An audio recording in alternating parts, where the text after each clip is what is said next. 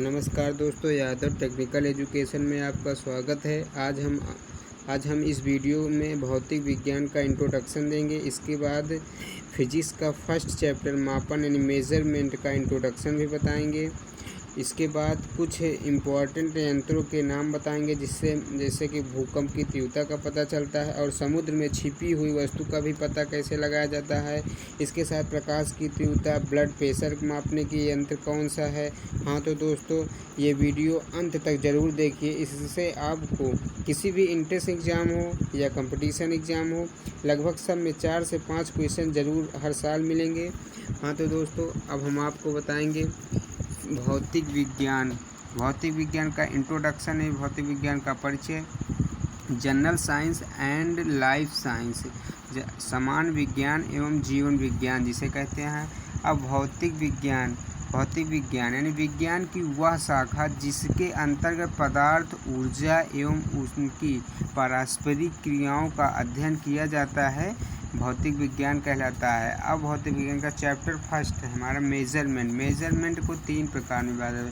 Physical quantities भौतिक राशियाँ, scalar quantities यानी अदिश राशियाँ, वेक्टर क्वांटिटीज़ के अंतर्गत आता है सदिश राशियाँ। अब फर्स्ट है हमारा भौतिक राशियाँ। भौतिकी के नियमों को जिन राशियों के पदों में व्यक्त किया जाता है या उन्हें फिजिकल क्वांटिटीज़ कहते हैं। अब जैसे है वस्तु का द्रव्यमान, बल, चाल etc। अब अदिश राशियाँ नंबर सेकंड हमारा आता है अदिश राशि।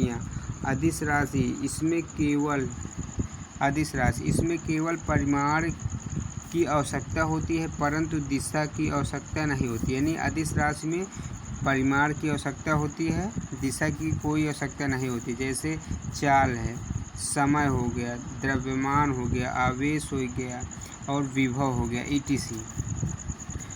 अब नंबर थर्ड हमारा आता है सदिश राशि। इसमें परिमाण के साथ साथ दिशा की भी आवश्यकता होती है, जैसे वेग, विस्थापन, बल etc। अब हमारा आता है मूल राशियाँ एवं मूल मात्रक कौन कौन से होते हैं। वे भौतिक राशियाँ जो पूर्णतः स्वतंत्र होती हैं, किसी पर निर्भर नहीं, यानी किसी दूसरे पर निर्भर नहीं करती हैं, उन्हें मूल राशियाँ कहलाती हैं। और मूल राशि को प्रदर्शित करने के लिए उपयोग में लाए जाने वाले मात्रकों को मूल मात्रक कहते हैं।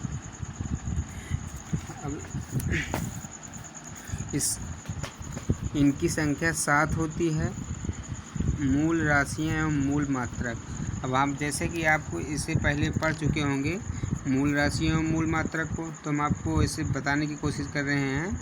लंबाई का मात्रक मीटर, द्रव्यमान का मात्रक किलोग्राम, समय का मात्रक सेकंड, ताप का मात्रक केल्विन, विद्युत धारा का मात्रक एम्पीयर, ज्योति तीव्रता का मात्रक कैंडिला, पदार्थ की मात्रा का मात्रक मोल। इसके बाद व्युत्पन्न राशियाँ कौन सी? वे भौतिक राशियाँ जो दो या दो से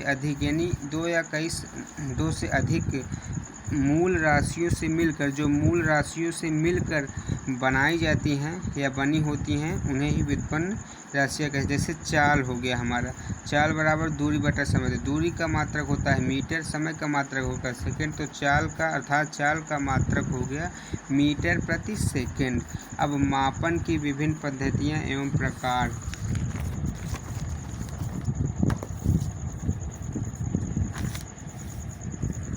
अब हमारा नंबर फर्स्ट आता है FPS सिस्टम। इसे ब्रिटिश पद्धति कहते हैं। इस पद्धति में लंबाई का मात्रक फुट, द्रव्यमान का मात्रक पाउंड तथा समय का मात्रक सेकंड होते हैं। FPS सिस्टम इसे ब्रिटिश पद्धति कहते हैं। इस पद्धति में लंबाई का मात्रक फुट, द्रव्यमान का मात्रक पाउंड तथा समय का मात्रक सेकंड। अब नंबर सेकंड हमारा आता है MKS सिस्टम। इस पद्धति में इस पद्धति में लंबाई का मात्रक मीटर, द्रव्यमान का मात्रक किलोग्राम तथा समय का मात्रक सेकंड होता है। इसका उपयोग भौतिक विज्ञान में किया जाता है।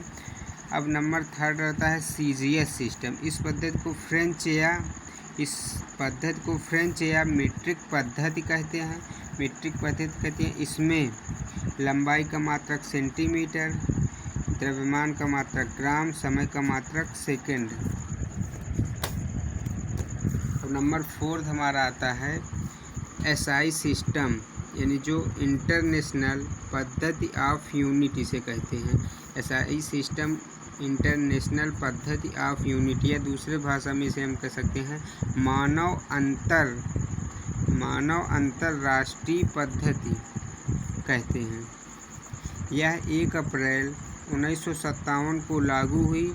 वर्तमान में इसे सारे संसार में श्रेष्ठ मानक के तौर पर उपयोग किया जाता है। यह 7 मूल मात्रकों पर आधारित है, जो कि हम पहले बता चुके हैं पिछली पेज में। अब हम आपको बताएंगे कुछ लंबाई के इम्पॉर्टेंट मात्रक, जैसे 1 किलोमीटर बराबर 1000 मीटर, 1 मीटर बराबर 100 सेंटीमीटर, 1 एंगस्ट्रॉम बराबर 10⁻⁻10 मीटर, 1 माइक्रोन बराबर 10⁻⁻6 मीटर, 1 नैनोमीटर बराबर 10⁻⁹ मीटर। इसे आप पहले देख चुके होंगे पिछले कक्षाओं में कई बार। अब इसके बाद हम आपको बताएंगे समय के अन्य मात्रक।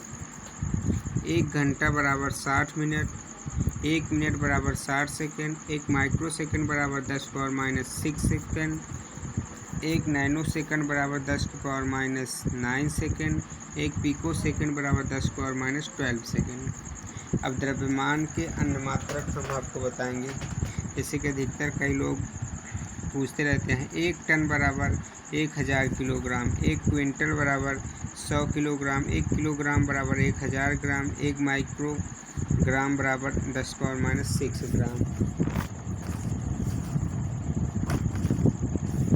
अब हम आपको बताएंगे प्रकाश वर्ष, यानी प्रकाश वर्ष। यह दूरी का मात्रक है। प्रकाश द्वारा निर्वात में 1 वर्ष में तय की गई दूरी को एक प्रकाश वर्ष कहते हैं। यानी प्रकाश वर्ष क्या है?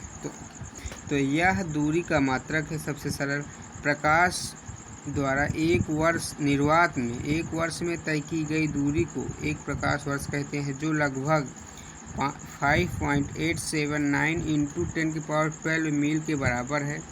12 मील के बराबर है। एक प्रकाश वर्ष बराबर 9.46 × 10⁻15 मीटर, या लगभग 10⁻16 मीटर कह सकते हैं। पारसेक क्या है? पारसेक यह दूरी मापने की सबसे बड़ी इकाई है। एक पारसेक बराबर 3.08 × 10⁻16 मीटर होता है लगभग। मानक मीटर क्या है? मानक मीटर शुद्ध क्रिप्टॉन 86 से उत्सर्जित नारंगी लाल प्रकाश की तरंग दैर्ध्य का 16,50,763.73 गुना होता है। मानक सेकेंड यह वह समय अंतराल है जितने समय में सीजियम परमाणु 9,19,26,31,770 बार कंपन करता है, मानक सेकेंड कहलाता है। मानक सेकेंड वह समय अंतराल जितने समय में सीजियम परमाणु 9,19,26,31,770 बार कंपन करता है, वह एक मानक सेकेंड के बराबर होता है। मानक किलोग्राम शुद्ध कार्बन यानी C12 के 5.0188 × 10⁻25 परमाणु का द्रव्यमान 1 किलोग्राम होता है, ये मानक किलोग्राम कहलाता है। अब पूरक मात्रक कौन कौन से होते हैं हम आपको बताएंगे। पूरक मात्रक समतल, ये 2 होते हैं, समतल कोण और घन कोण। समतल कोण का मात्रक होता है रेडियन, जिसे हम 2π भी कह सकते हैं, या 360 अंश से। और घन कोण का मात्रक होता है स्टेरेडियन। अब घनत्व यानी घनत्व बराबर द्रव्यमान बटे आयतन। अब स्टार यानी स्टार में इम्पॉर्टेंट है, यह अधिकतर हर कंपटीशन एग्ज़ाम में आपको मिल जाएंगे या एंट्रेंस एग्ज़ाम हो। एनीमोमीटर पवन का वेग मापा जाता है, जिससे वायु का वेग मापा जाता है, जिसे हम कह सकते हैं। अमीटर विद्युत धारा को मापने में प्रयोग किया जाता है। अब इसके बाद हमारा आता है आइडियोमीटर, ध्वनि की तीव्रता को मापने के लिए प्रयोग किया जाता है। अब आपको हम बताते हैं सोनार, इसे सागर में डूबी वस्तुओं को पता लगाने में या समुद्र में छिपी वस्तुओं का पता लगाने में, किसी भी इसमें आप कह सकते हैं, सोनार यंत्र का प्रयोग किया जाता है। मैनोमीटर यंत्र का प्रयोग गैसों का दाब मापने में किया जाता है। अब बैरोमीटर यंत्र का प्रयोग वायुमंडलीय दाब मापने में किया जाता है।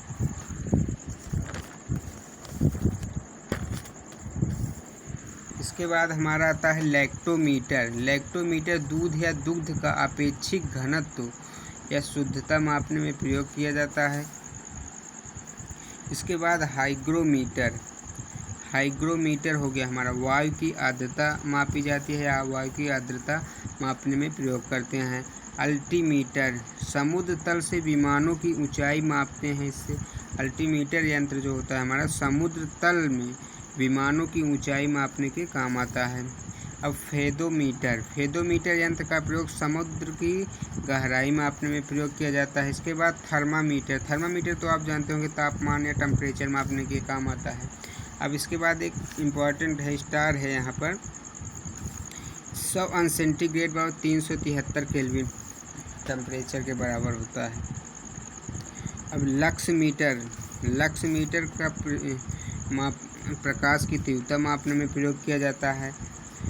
अब इसके बाद कैरोमीटर सोने की शुद्धता मापते हैं, इससे स्टेथोस्कोप हृदय की धड़कन सुनते हैं, जो डॉक्टर लोग कान में लगा करके सुनते हैं। अब इसके बाद स्फिग्मोमैनोमीटर ब्लड प्रेशर, जिन्हें बीपी या हिंदी में इसको बोला जाता है रक्तचाप का मापन करने में स्फिग्मोमीटर का प्रयोग किया जाता है। अब इसके बाद रिएक्टर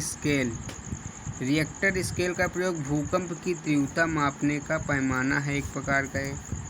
अब फ्रेस्कोग्राफ पौधे में वृद्धि मापने की एक यंत्र है, यानी पौधा विकास कर रहा है कि नहीं कर रहा है, इसका पता फ्रेस्कोग्राफ के माध्यम से हम पता करते हैं। अब हीरा स्टार है यहाँ पर, तो हीरा कैरेट में तौला जाता है, अधिकतर हीरा को हम कैरेट में तौलते हैं। हीरे का एक कैरेट 200 मिलीग्राम के बराबर होता है, लगभग हीरे का एक कैरेट 200 मिलीग्राम के बराबर होता है। अब सूर्य की परिक्रमा में पृथ्वी का औसत वेग लगभग 30 किलोमीटर प्रति सेकंड है। अब हम आपको बताएंगे कुछ मात्रकों का एक पद्धति से दूसरी पद्धति में परिवर्तन कैसे करते हैं। अब यहाँ पर हम आपको बताएंगे एक फैदम बराबर 6 फीट, एक नाटिकल मील बराबर 1.85 मील, 1 मील बराबर 1.60 किलोमीटर, 1 फीट बराबर 12 इंच, 1 गज बराबर 0.91 मीटर या 3 फीट बराबर 1 गज। फिर एक फैदम बराबर 1.8 मीटर, एक अश्वशक्ति यानी 1 HP बराबर होता है हमारा 746 वाट, एक अर्ग बराबर 10⁻⁷ जूल, एक डाइन बराबर 10⁻⁵ न्यूटन, 1 लीटर बराबर 1000 घन सेंटीमीटर। 37 अंश सेंटीग्रेड बराबर 98.6 अंश फ़ारेनहाइट होता है। अब 32 अंश फ़ारेनहाइट बराबर 0 सेंटीग्रेड होता है। हाँ तो दोस्तों, अगर वीडियो आपको अच्छा लगे तो लाइक कीजिए, सब्सक्राइब कीजिए एंड शेयर कीजिए। धन्यवाद। इसके बाद अगर आपको क्वेश्चन भी अगर पूछना इसमें बनाना है तो इसी के माध्यम से आपको मिल जाएगा।